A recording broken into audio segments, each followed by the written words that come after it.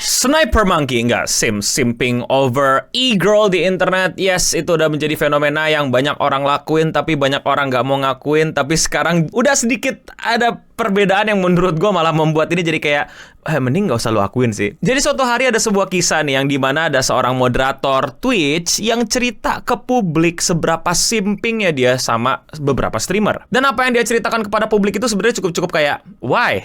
Well, you can keep it to yourself, but why? Inilah dia cerita tentang moderator Twitch yang super ngesim dan dia bangga akan hal itu. Kok bisa begitu?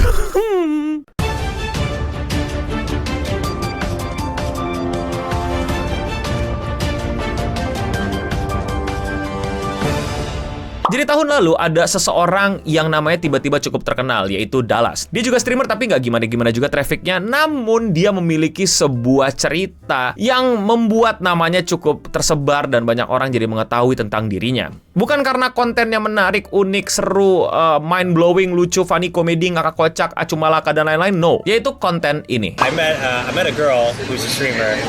I went up to her, I hugged her, and I came in my pants. What? Oke, buat kalian yang mungkin bahasa Inggris sampai sekarang masih kurang dan nggak mau belajar juga sehingga nge-subscribe Eno Bening untuk bisa dapetin asupan konten-konten luar negeri tanpa harus dengerin bahasa Inggris. Yes, you guys are making me rich. Please learn English! Jadi dia bilang dia tuh ketemu sama streamer, terus mereka itu kayak, ya pelukan gitu, terus tiba-tiba dia trot. Ya, dia whoosh. Dia that's it. Dan dia ngomong pada saat live streaming di bar gitu, cerita sama orang dengan bangganya. Proud of ya. No, I'm not proud of him. Jadi buat yang belum tahu, dia selain streamer, selain content creator, dia juga seorang Twitch moderator. Apa itu Twitch moderator? Ya seperti moderator pada umumnya, cuman moderator di sini tuh konteksnya dia adalah orang yang punya kuasa lebih daripada audiens yang lainnya. Maksudnya gimana tuh? Jadi moderator itu sebenarnya ada dua tipe ya. Yang dimana tipe moderator ini nggak terlalu penting nantinya karena ujung-ujungnya cuma satu tipe doang. Yang penting-penting ini jarang sekali. Yang pertama tipe paling penting ada moderator yang emang dibayar, moderator yang emang bekerja untuk itu. Biasanya buat event-event gede, buat channel-channel brand, buat channel-channel produk, buat channel-channel media yang besar-besar itu ada moderator yang biasalah ngeliatin, wah ini orangnya kasar, wah ini nge-spam, wah ini nyebarin link hoax dan lain-lain. Jadi bisa nge-ban, nge-mute atau nge-time out dan lain-lain. Ya kalau di Facebook jadi admin lah kasarnya, jadi admin yang ngawasin. Tapi kan biasanya kalau admin juga jadi content creator ya. Tapi ini bener-bener cuma ngawasin, ada content creatornya, dia mengawasi kelakuan para audiens dan dia dibayar. Ini moderator tipe 1. Tapi faktanya moderator yang paling banyak itu yang moderator tipe 2, moderator yang juga dari audiens itu sendiri. Jadi moderator itu sebenarnya pekerjaan yang emang layak dan ada gitu ya, dan emang benar ada tadi yang tipe 1, tapi ada yang tipe 2 ini yang kayak membuat nama moderator tipe 1 tuh kayak diabaikan gitu kalau mereka eksis gitu. Karena kalau dengar kata moderator pasti yang nomor 2 ini kalau sama netizen gitu. Yaitu moderator yang memang dari audiens, jadi dari orang-orang biasa yang dipilih karena lo mungkin paling sopan, lo yang paling sering aktif, dan lo yang mungkin lebih sering stay sampai malam dengerin atau ngeliatin streamer yang nge-Twitch, streamer live sampai malam. Ya udah, dia dikasih pangkat moderator di channel tersebut sehingga dia bisa nge-ban orang, ngeblok orang, nge-mute orang, nge-time out orang, pokoknya yang aneh-aneh sebelum kelihatan sama konten kreator atau sama streamer atau sebelum jadi rusuh sama chat, jadi bakal di mute duluan atau gimana lah. Jadi moderator yang tipe 2 adalah ya dari audiens itu sendiri yang ngejagain para audiensnya. Tapi kan konteksnya kayak dia diangkat tuh kan. Seakan-akan kayak diangkat dari penonton biasa jadi penonton luar biasa. Bahkan tidak sedikit dari mereka itu diangkat karena mereka totally simping. Dalam artian mereka ngedonate udah ribuan atau bahkan puluhan ribu dolar. And that's true. That's true. Apakah itu salah? Buat gua nggak masalah. Suka-suka aja. Tapi disinilah jadi sebuah tren di Twitch sana ya. Semoga di Indonesia belum ada ya. Itu adalah cowok. Ini beneran gue bilang cowok karena emang spesifiknya cowok yang berlomba-lomba untuk ngedonate banyak streamer sehingga mereka diakui karena sudah bisa achieve banyak gitu ya. Mereka diakui dengan dikasih title moderator. Jadilah Twitch mod dari streamer tertentu dan mereka bakal bangga banget dan senang banget dan bisa pamerin itu ke orang-orang. Yang sebenarnya gak masalah, cuman we can say it cringe, oke? Okay? Cringe it's okay, but gak ada yang terlukai di sini. Ya udah, mereka senang-senang, mereka having fun. Namun orang ini cerita kalau misalnya akhirnya dia bisa deket sama streamernya dan bisa diundang ke event-event streamingnya, dan itu juga hal yang biasa ya karena mungkin udah akrab, udah lebih deket daripada audiens yang lainnya. Terus dia malah ceritain sebuah pengalaman yang menurut gue sebenarnya kalau lu pengen bisa aman gitu ya hidup lu, masa ceritain ini. Ya dia cerita gitu, dia pelukan sama streamer favorit dia, terus dia, kenapa lu mesti cerita sih? Ya jadi dia cerita itu ke publik pada saat live streaming dan klipnya menyebar dan lu mesti lihat orang tua di sampingnya yang And I came in my pants. hug you. Terus dia tuh jelasinnya kan ke kafe kan, di mana nggak semua orang ngerti kultur Twitch, kultur live streaming, bahkan dunia internet gitu. Terus nanya gitu orang. Say, was she hot though? Was she like super duper duper hot? Yeah. Like, I mean, it's forgivable if she was super duper duper hot. Yeah, yeah. Orang yang nanya intinya dia seksi banget nggak, dia hot banget nggak? Terus dia bilang, oh ya, gila, cewek gue banget bro. Oke, sampai sini sebenarnya clear banget ya bahwa dia cringe aja, unhinged, jorok, tapi dia belum ngelanggar sesuatu di sini. Nggak ada yang disebutin siapa di sini, nggak ada yang disebutin siapa yang dirugikan. Tapi tentu saja ini akan mencoreng nama dia, karena kalau gue cewek dan moderator gue cerita kayak begitu, gue pasti bakal nggak mau jadiin dia moderator lagi, karena that's weird, that's creep. Dan apa yang dilakukan Matt Led ini dalam menangani sebuah fenomena yang lagi ramai, dikasih tahu kalau dia itu adalah moderator Twitch yang akhirnya bisa pelukan sama streamer karena masuk ke event, terus tiba-tiba dia dia bikin konten full tentang hal itu bareng sama orang. Well, there was one time when I met ST Peach. She gave me a hug. I met her the first time, and I ended up jizzing my pants.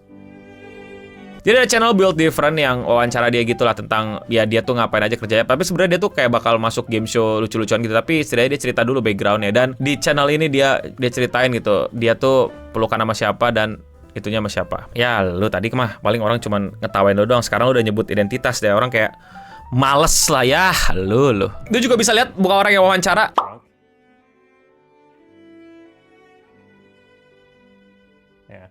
It's not a glory story that can be shared to other men. Itu bukan sesuatu yang membanggakan bisa lo ceritain ke banyak cowok pun gitu kan. Kan mungkin lo berpikir bahwa ini yang biasa cowok-cowok ngomongin kan, udah pernah ngapain aja sama cewek dan lain-lain gitu. Terus bangga, oh gila lu, lu apa jagoan lu alpha male banget segala macam. No, it's not at all. It's just cringe. Tapi kita bisa lihat dia bangga banget. For me it's a big no. It's a beep alert untuk siapapun ya, kalau misalnya ada orang kayak gini di sekitar kalian. Tapi ya bisalah kita berpikir positif kalau dia ini emang mungkin ada gangguan atau emang nggak pernah diajarin tentang limit, tentang batasan gitu. Karena gini, kita punya banyak hal konyol, kita punya banyak hal aib yang kita ceritain ke orang-orang yang kita percaya. I do have, gue punya banyak cerita-cerita konyol, tapi gue pilihin mana yang gue share ke audiens, mana yang nggak boleh gue share sama audiens. Karena kenapa? Karena melibatkan orang lain, karena itu malu banget buat gue, atau karena itu mungkin juga dapat mencoreng nama orang lain, atau akan membuat perspektif orang lain terhadap gue itu rugi, atau perspektif orang lain terhadap orang yang include dalam cerita gue itu juga lain. Mungkin kalian lihat gue orangnya terbuka atau gimana, sebenarnya no, I'm not that open man. Gue masih menjaga privacy gue dan gue masih tahu mana yang mesti gue share, mana yang nggak mesti gue share. But this guy is a really bad example of being open. You are too open, too much. Close the door a little bit.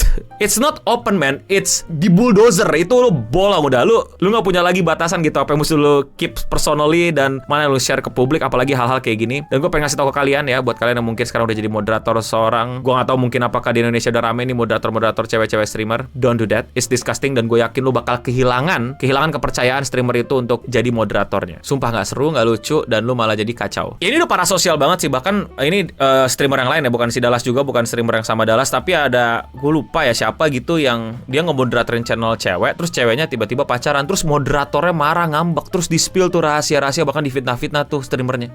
Kan gak ngotak gitu, kayak apaan sih? Ngapain sih? Gak sehat banget gitu, bahkan sampai di doxing gitu segala macam. Gua lupa siapa, nggak tau lah, pokoknya ya gitu dah. So please don't do that. It's a very bad example of being moderator. Sekali lagi, jadi moderator nggak ada salahnya. Beberapa dari temen gue juga jadi moderator di channel gue. Orang-orang yang gue kenal juga moderatorin channel streamer atau content creator. Ya itu emang voluntary dan biasanya buat seru-seruan atau iseng-iseng doang. Tapi kalau udah sampai ngedevelop parasosial kayak gini dan gak sehat, don't do that. Dan gak semua moderator kayak dia ya teman-teman, tenang aja. Ada moderator yang relationnya sama streamer itu sehat-sehat aja gitu, bahkan jadi teman baik kadang-kadang. Tapi nggak tiba-tiba ditantangin cium juga. Alright, come on. Okay. Tuh tontonnya videonya udah gue bahas moderator yang dicium sama streamer di thumbnail yang kayak gini. Tapi kalau menurut kalian bagaimana? Apakah kalian masih mau bercita-cita menjadi moderator, atau kalian pernah dengar teman kalian punya cita-cita menjadi moderator? Adik-adik coba angkat tangannya. Jadilah moderator yang biasa aja gitu, yang dari dulu udah ada di Indonesia. Jangan sampai kita tahapnya kayak ngikutin Amerika gitu, moderator kayak gini, bahaya ya. Gue cerita yang kayak gini untuk jangan sampai terjadi di sini lah. Oke? Kalau kalian suka sama pembahasan kayak gini, kalian bisa support gue dengan sesimpel klik tombol subscribe di bawah. Dan sekian seputar internet untuk episode kali ini. Gue udah Bening pamit undur diri, dan untuk kita semua, stay clean and sound. Don't be a sim, tapi lu bisa beli baju sim gue. Bentar, jangan cut videonya. Oh no, baju sim saya dicuci. Ya tampilannya kayak gini ke bit.ly/toko CS aja untuk belanja ya. You can be a sim and still a functional human being, gak error otaknya dan gak cerita-cerita kalau pernah gara-gara kesentuh sama streamer.